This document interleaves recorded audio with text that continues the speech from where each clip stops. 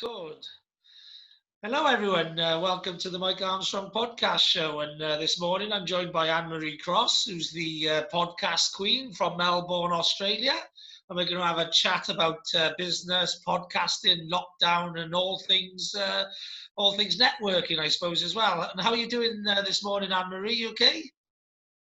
We're good. We're good, despite the fact that, yes, we are on lockdown again. But, the beautiful thing about what we're doing now is we can do that from our own home offices. As long as we've got an internet connection, we're fine. So Yeah. good to be able to connect with you today. That's brilliant. Yeah. And what time of the day is it? So you must be nighttime now, are you? It is. It's 5:42 p.m. on Tuesday. So in the morning for you Yeah. and evening for me. Yeah, great. And yes, I don't get too many people from Australia. I more America. Obviously all us English-speaking countries tend to do more of the global networking than the rest. But I seem to have a lot from Yes. America at the moment. But yes, great. Oh, I did have someone from New Zealand yesterday, and and so now I may be going a bit more forward instead of backwards because America is about 6 to 8 hours Yes. behind and you're forward. So yes, it's hard to keep up with the timeline sometimes. But yeah, you're the Crazy podcasting queen, sometimes. and you're obviously very experienced at podcasting. And we met through some of Mark Jarrett's WhatsApp groups, etc. I just Yeah. wanted to find out a little bit about sort of when you did start podcasting, and just tell us a little bit about your podcasting history and background, etc. Yeah, absolutely. So 2008 was when I started my first co-hosted podcast. I was in the career industry then. And for those of you who were in business, you would have remembered that that was the year that the global financial crisis hit.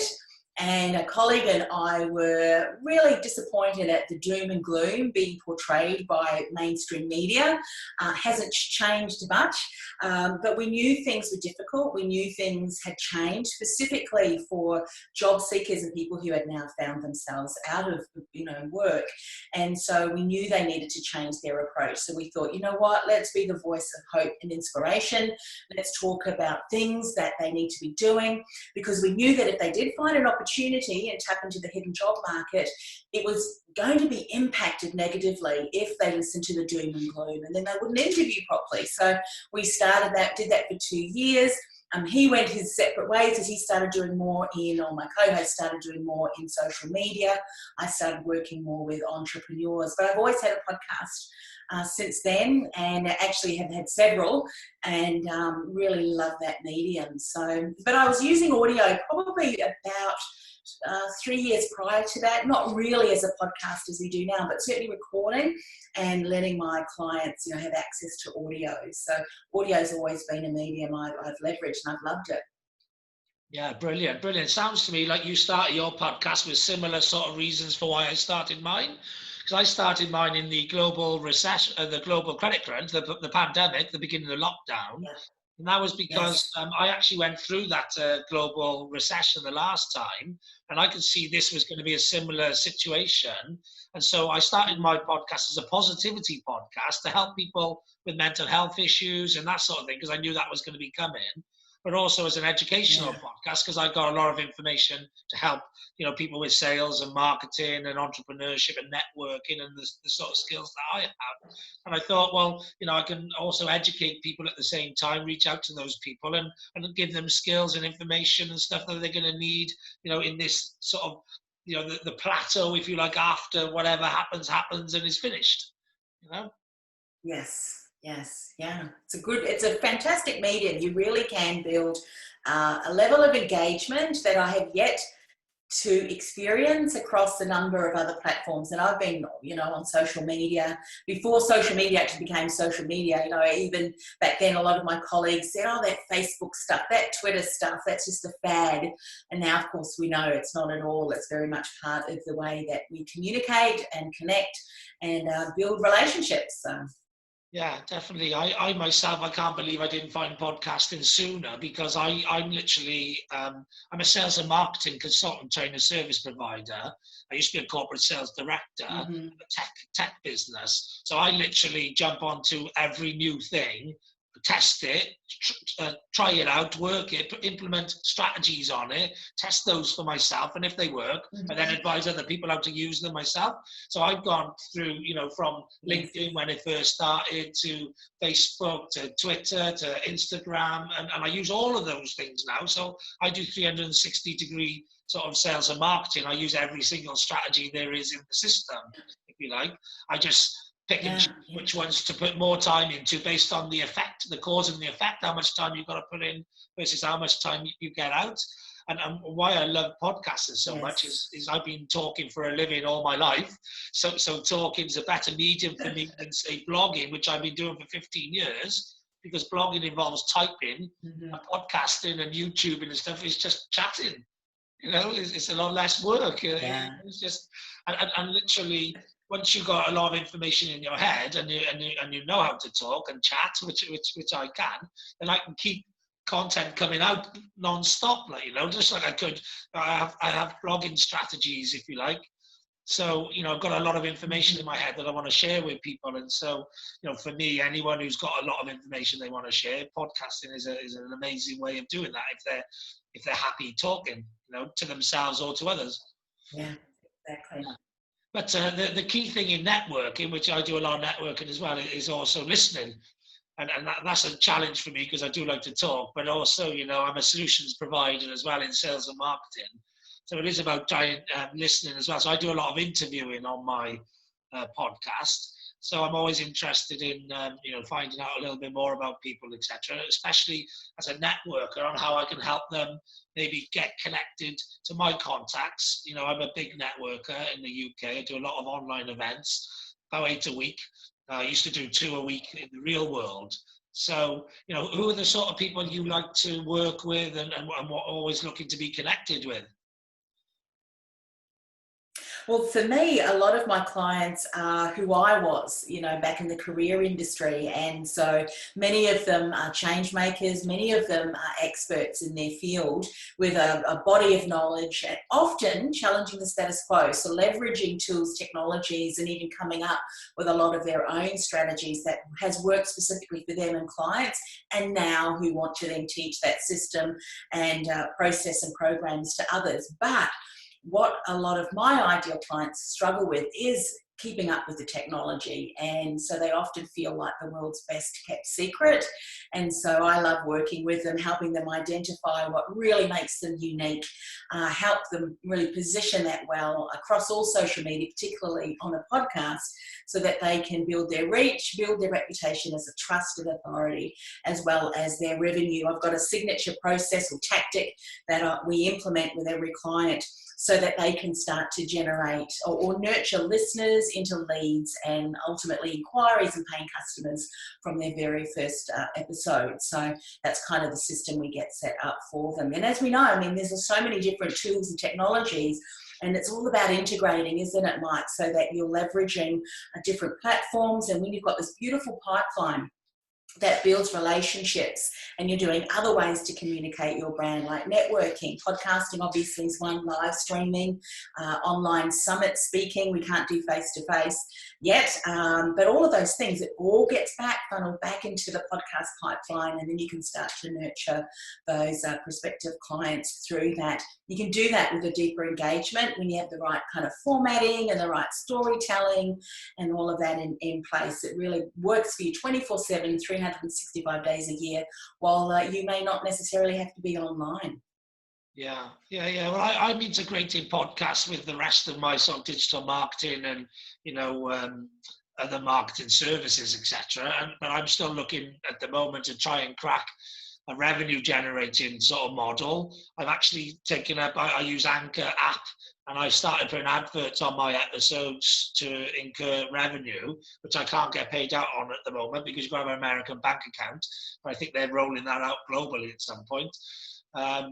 So I've started doing that. I've also started recording adverts for my own business, which I stick at the end of my episodes as well. So I'm driving traffic to those businesses. And I'm thinking of, I've created a board, a sponsors board for me to put into my background and stuff, so I can try and get real world sponsors to pay to be on there. And I think I've signed up to a thing called Pantheon, I think, or something like that. It's a monthly subscription. Patreon. Patreon. Yeah, and I haven't got Patreon. Yeah. Yeah, Patreon is. I've set up the account, but I haven't actually got it working yet, etc. So I'm looking at different ways of trying to monetize it, because I'm putting a lot of time into podcasting. I've done about 380 odd episodes since the end of April. So I started off. I set my podcast up as a once a week podcast.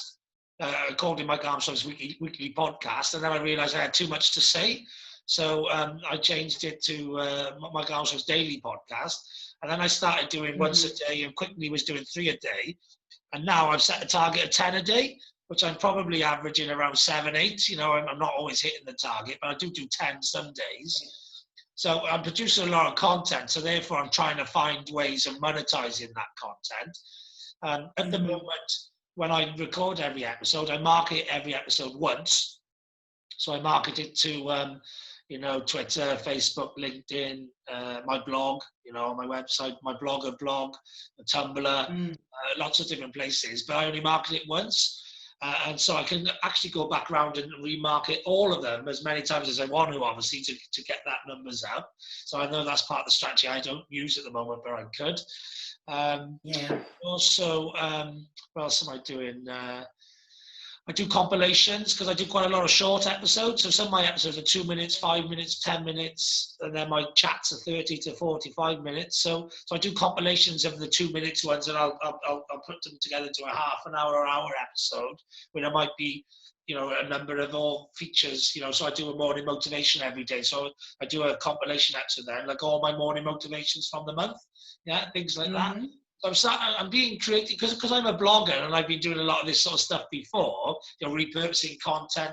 At the moment, I got 5 A to Z's of, so I'm doing the A to Z of networking, the A to Z of marketing, but I'll do like an episode, which is the A of, and then the B of, and then the C of, which are all strategies I've had for content in the past, if you like, So that's what I'm doing at the moment. With your experience, what am I not doing? What am I missing? What other things can you okay. All right. We'll get into the nitty gritties. Well, one of the things that I say, Mike, is that if someone is a service-based business, so you're selling your knowledge and your expertise, you want to set up a strategy to monetize your message before you worry about monetizing someone else's. And that's kind of like advertising and sponsorships. One of the things that I've noticed over the years as well, when you're thinking about a podcast audience, they're very different from, say, a radio audience, because many of them are listening to niched content, meaning they want to listen because they're interested. Something else I often say too is people will come for the topic, but they'll return for the host. So if you've got a highly niched podcast that really supports someone, your ideal client, in achieving whatever goal that it is, overcoming challenges, and you keep your topics, whether you share topics and knowledge from yourself or other guests, has to be aligned to the themes, has to be aligned to the topics, because then you're really going to start to build an audience of highly engaged people. And I think moving forward, we're going to see a lot more community building. And if you get your right ideal client within a community that incorporates, the ongoing podcast on a regular basis, then you're really going to continue to build know, like, and trust. So, kind of if you look at mainstream media, which is traditionally radio, and they have ads, one of the pet peeves from community of podcast listeners is they hate ads. They hate ads. And one of the first things that you can do to break rapport with your audience is by throwing ads in there, particularly if they're not a strategic sponsor. I mean, I've had external sponsors as well over the years, but they've either been services or products that I have used and adds value to my community, and then I can storytell it, I can bring that in. And another thing that mainstream media often do, which is just not even relevant for the podcast audience, is there's a level of trust that's built and engagement that no radio host can really build. And that is because a host can become a trusted authority. And I have what I call, obviously we're limited in time, but I have what I call a podcast positioning quadrant. So, you can position yourself as a trusted authority if you've got a highly engaged audience and you're highly seen as an expert, a trusted authority. Now, often on the scale, you see, these high-paying or highly engaged not podcast hosts, but radio hosts are seen more as celebrities, more as influencers, but not seen as say, an expert or trusted authority, which is why you find that, radios will often ask, or advertisers will often say, what is the reach? How many downloads do you get? You can have a highly engaged podcast that you can monetize with only a small amount of listeners. And that's because they'll listen. And if you recommend something just as part of the storytelling, they will be purchasing. I don't know how many books, how many products, how many gadgets I have bought because a podcast host that I've really respected has said, oh, I just got this and this, or I've just got this book. It's fantastic. I'm over on Kindle getting it,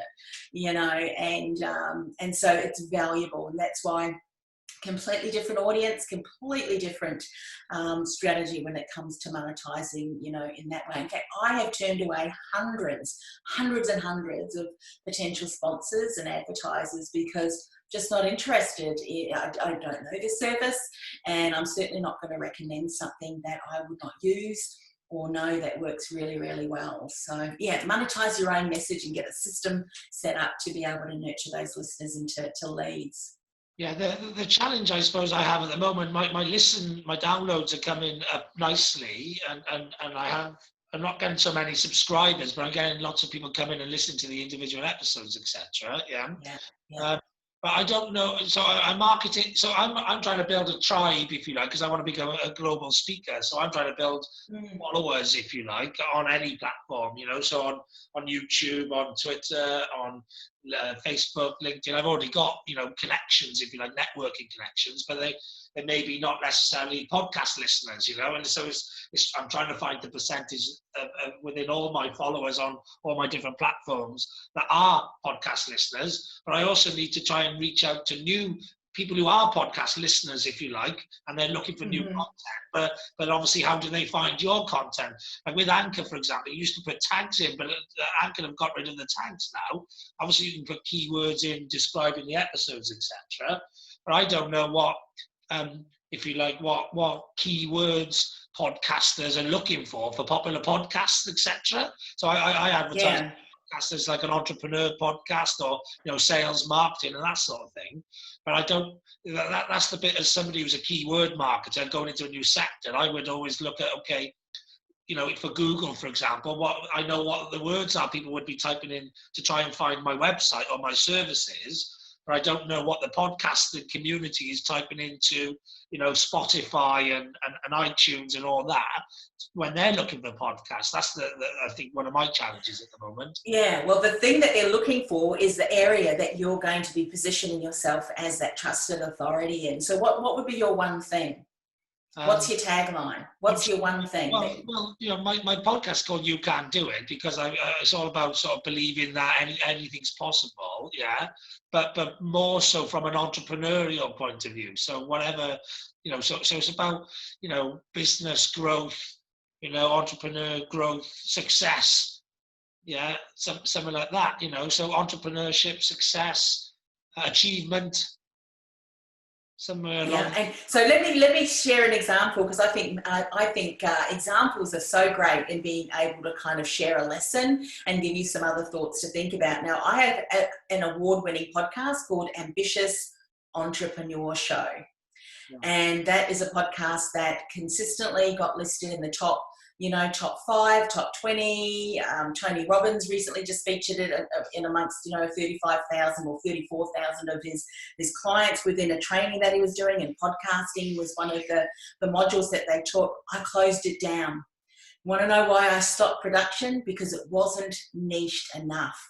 Ambitious Entrepreneur Show, ambitious entrepreneurs. But I realized that when I transitioned my business, and this would have been about 18 months ago, and I recognized that I really wanted to position myself as someone who worked with, aspiring thought leaders, trusted authorities.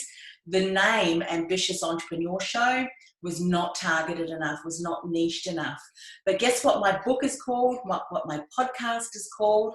It's called Industry Thought Leader, because that's what I help people do. I help them go from invisible to industry thought leader. And in one of the ways that I do that is through a podcast. So, you know, from your podcast name to even the slogan and the words that you use, and across all platforms, not just podcasts, but also all your platforms, LinkedIn, Facebook, Twitter, has to have that clean theme coming through.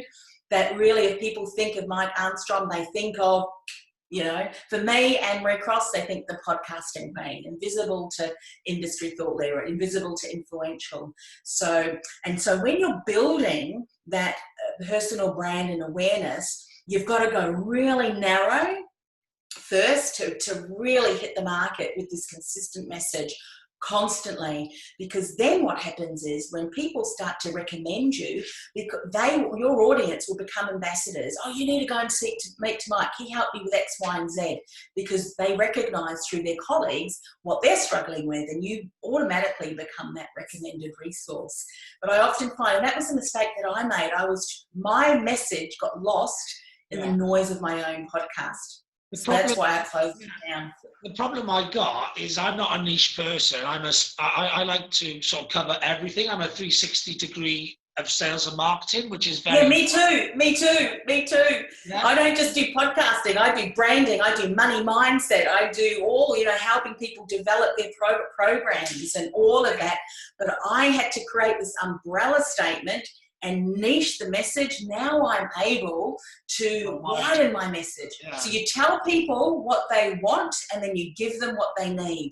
Yeah, I think you tell them what they want in the message, and then obviously when they start to stalk you, that's what happens. They start stalking you, and then you can open that up a little bit more. But I find if you're spreading a message that's too broad at the onset, when people are just starting, that's when, again, they'll come to the topic, and then I'll go off, you know, because you'll be seen as an expert, but not a trusted authority as the go-to person. And that's why, so my podcast covers so many different things because I got different features on it. So I've done it like a bit like a TV program or a radio where you have features. So I've got you know, King of Marketing episodes, which is about marketing. I've got Wolf of Wales, which is about sales. I've got the Voice of Social Media, was about social media, because these are all things I've used previously in the past on blogs and on etc. So I've done the one podcast as a bit like that, and then what I've already done is I've spun off Entrepreneur Chats, which is all my one-on-one chats, into a separate podcast, which is called Entrepreneur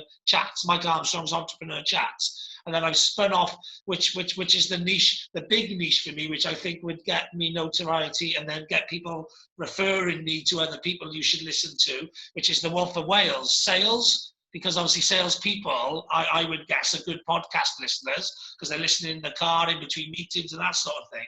And they're always looking to improve themselves as people. And obviously I've been in sales all my life since I was 11. So sales is like the thing I know most out of everything else. Yeah. Well, look, if you're putting your hat on in sales, then fantastic. Then I would have this really strong message in the area of sales. But what you can say is, you know, to be successful in sales, there's various components. Yes. There's components from positioning yourself. There's components to networking. And I would admit, so what you need to do is every single topic that you bring to the podcast or to the chats is you always tie it back to your slogan that validates the sales, you know, but what you need to do as a podcast host is give context. And a lot of people don't do that. So for me, I'll always bring it back. So today we're talking about sales with Mike Armstrong. Why are we talking about sales? What does that have to do with Industry Thought Leader podcast? Well, you can position yourself as a trusted authority, but eventually you're going to attract your ideal customer. And if you're not able to bring that thought leadership in the way you communicate them, you're going to struggle to convert the sale, which is why I've got Mark speaking on today's podcast. So, you know, so I've tied it back so people, oh, okay, it's relevant for me. And yeah, you're right, actually. I can become and be known as the thought leader, but if I'm not able to generate sales, then I'm going to struggle to build a successful business. So you've always got to validate and provide context around that. You sow the sales thread through all the content, if you like, then, yeah? Exactly, yep. So that you're known then as Mike Armstrong, the king of sales, or whatever it is that, you know, the slogan, and be seen, you know, around that. And that's your thing. But you can weave in other topics as long as you allow people to realise why it's relevant.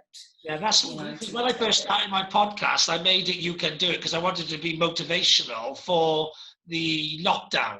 Yeah, and then I put all my content on that as well, and maybe that's working okay, but not as well as now I've done the branched off Wolf of Wales sales podcast. If I actually repurpose all that content, but put that sales message at the beginning of all the content, to, you know, why this episode about networking is relevant for sales. So I could do like an introduction to, you know, this is the Wolf of Wales talking about networking tips, because if you can get out a network, then ultimately you're going to meet more leads, which is going to help you be able to sell to them at the end of the day and convert more business. You know, so you can sort of thread that sales bit through. So I think that's what I'll do. And obviously I set it up to be pink and soft and stuff because I thought it was going to be helping people with mental health.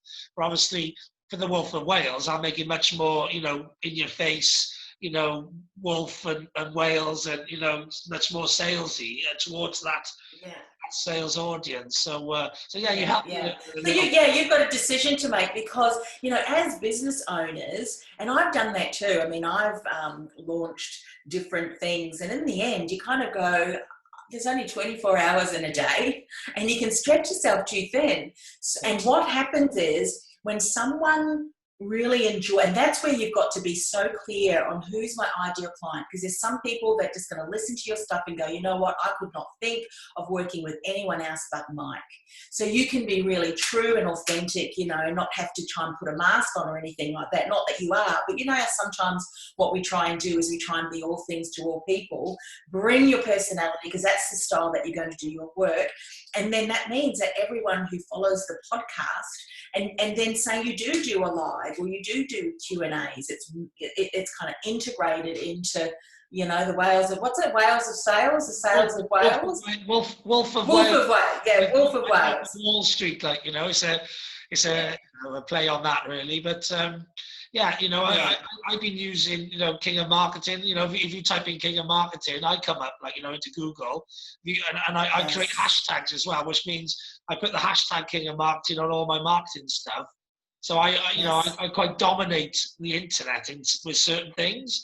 But obviously, those things, that content is all out there for people. But at the moment, they're not looking for those things. Yeah, like I've got a hashtag, Armstrong, and all my content's on that.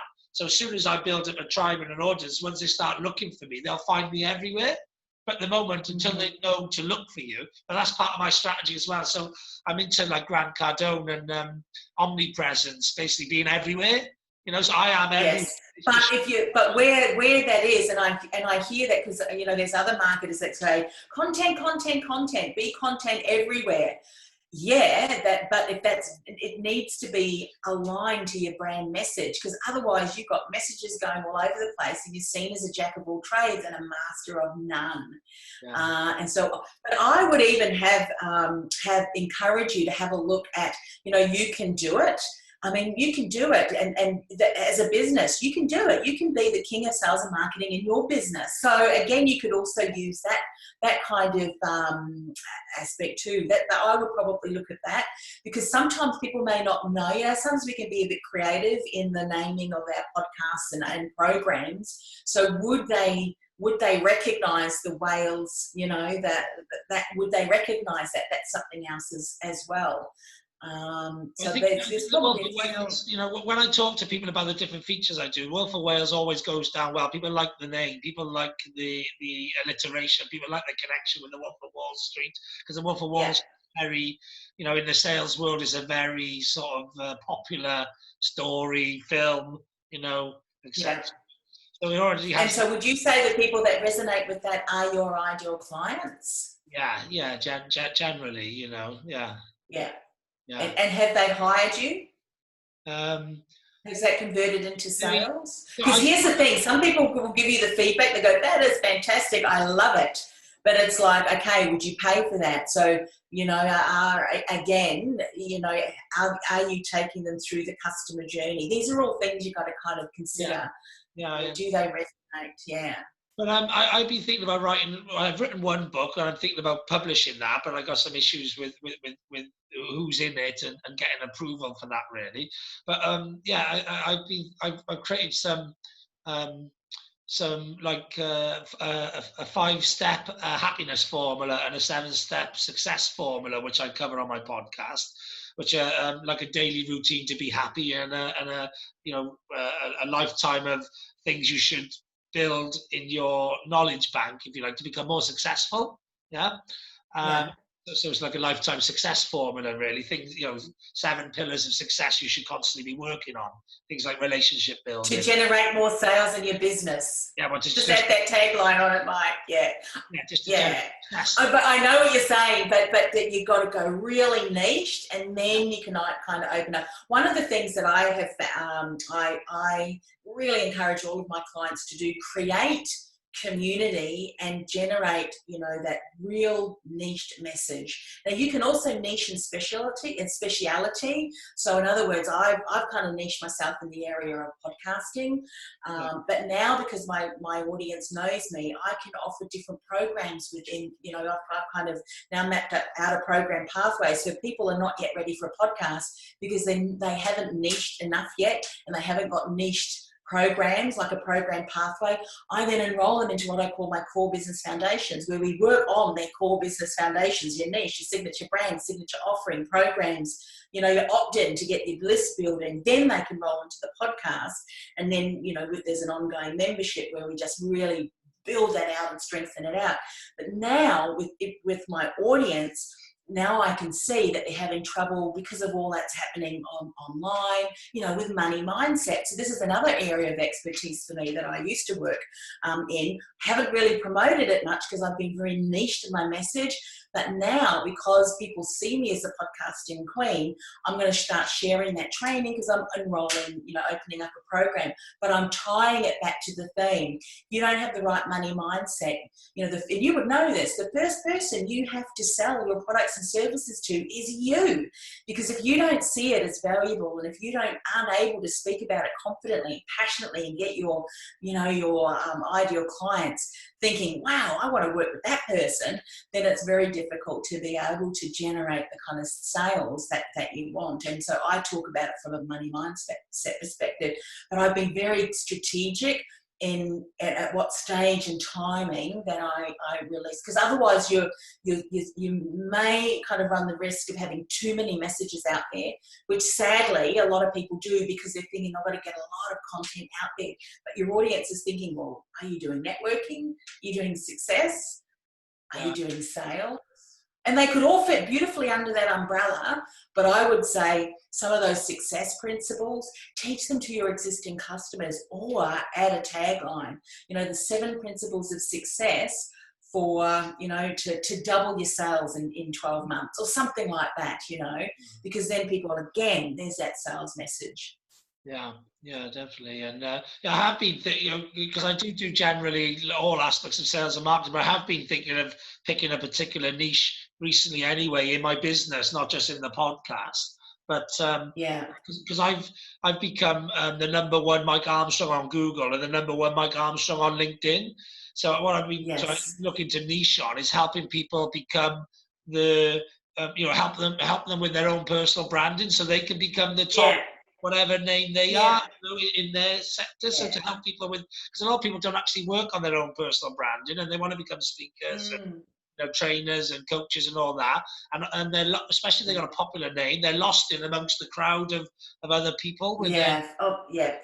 And I think it's even so important now with so many more people online now. Many people who have previously not been as prevalent online and sharing a lot of content have now realised I need to get my business online, if not half of my business offerings. A number of my clients who've done previously in-person and corporate have now got some online programs, and eventually when the doors open up again, they'll do a blend of online and in-person, which means, I think, for all businesses online, you have to be really clear, where are you positioning yourself from everyone else, thousands of other people who are also speaking in that particular area. So, yeah, because so important. when people used to look for me, I've always been, I think, towards the top of the Mike Armstrong's out of the 1700 on LinkedIn, because I set up LinkedIn a long time ago and was heavily using it in sales. So Yes. it's all about, so the domain authority of the LinkedIn page was high. And Yes. but in search, there were so many more other Mike Armstrongs on page one before me for a long time. Because there's like Mike Armstrong's CEOs of companies in America and comedians and stuff like that. So it took me a while, but I've got myself to the top now.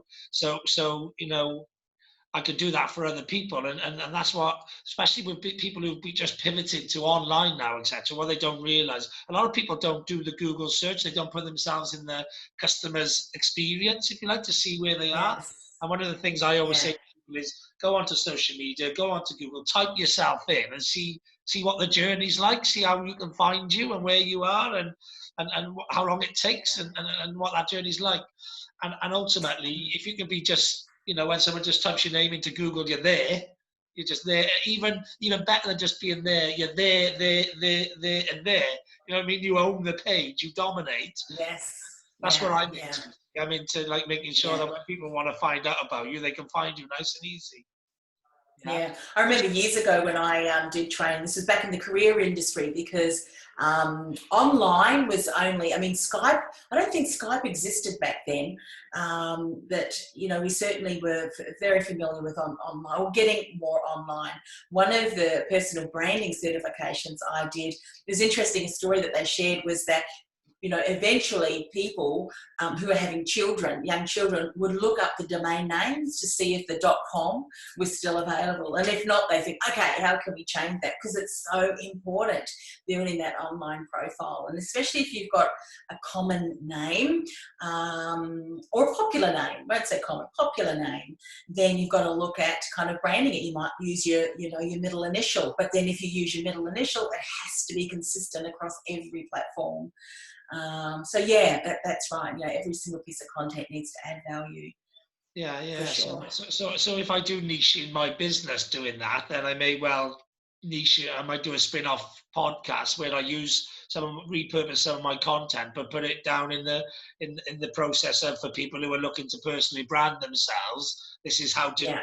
These are the networking tips, how you build your brand personally, and these are the social media tips on how to get higher up your personal brand and your name higher up in the LinkedIn searches and those sort of things. So I think I may well do that. But I'd be interested in having a look at your packages on your podcast assistants, because it'd be interesting to have a look at. Yeah, because I look at them from a holistic point of view, just like you do too. I always say, start with the end in mind, which of course it's Stephen Covey. I think it was Stephen Covey who said that. So true, because if you think about where you want to position yourself and how you're monetizing those things, then the content that you're going to share will seed and lead. It's all about helping people take that next step. And as you know, being a sales and marketing king yourself, you often need to also speak to objections. How do you do that? When you bring in customer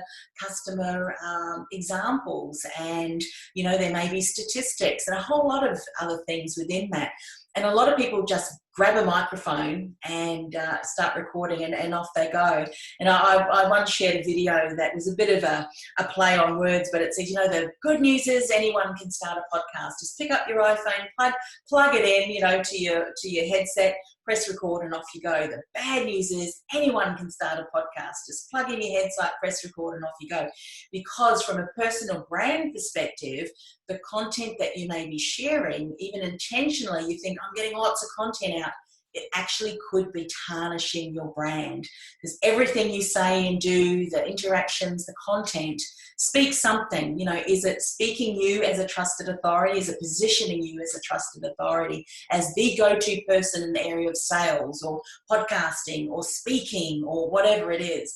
Or it could be, you know, detracting. And you know what they say about people, your ideal client, if there's too much information, they'll be overwhelmed, and an overwhelmed person often does nothing. And so we want to help our customers, our prospective customers, make a decision, position ourselves as not just a want, but a need. I need Mike's services because he's got such a vast background in the area of sales. And, you know, I think a lot of us tend to forget that often experience across many decades is valuable. You know, often foresight can be taken by, you know, insight on hindsight can be the foresight that we need. And so for you, I mean, you can see the customer journey and what's changed online. There's a difference in communicating and building relationships online than there would be face-to-face. So there's going to be things that people, businesses have to incorporate. Maybe part of your, I call it your brand communication wheel, also incorporates live streams, because typically podcasts, unless you're doing, you know, an audio podcast, video and audio podcast, typically, you know, live streaming gives you that immediate connection, whereas pre-recorded things are often pre-recorded, but seeing you live in the flesh, where you are, you know, kind of just off the cuff, but really communicating in an authentic way, can build that deeper connection. And you do it at the right time, in the right, you know, right stage of your pipeline, and your engagement strategy can just nurture them along that, that pipeline. But yeah, it starts with the end in mind, which is really getting clear on where do I want to position myself. So that all the work that you're doing is adding value to that one area. Yeah, that's yes, because you provided lots of good information and advice, not just for me, obviously, as a newer podcaster, but also for obviously all those people out there who are thinking about picking up their phone and sticking in their headphones and creating a podcast, and maybe just maybe thinking about, okay, how do I strategize and plan it a little bit more first before I do that? Or who do I engage with first in order to help me in that process of doing that? So yeah, that's been fantastic. Lots of great information there. I'm conscious that we both got other things we've got to do today, so I'm going to probably leave it there. But thank you very much for your information and for coming on the podcast and sharing some of your knowledge and experience. It's been fantastic. So thanks again. You're welcome, Mike. Thank you.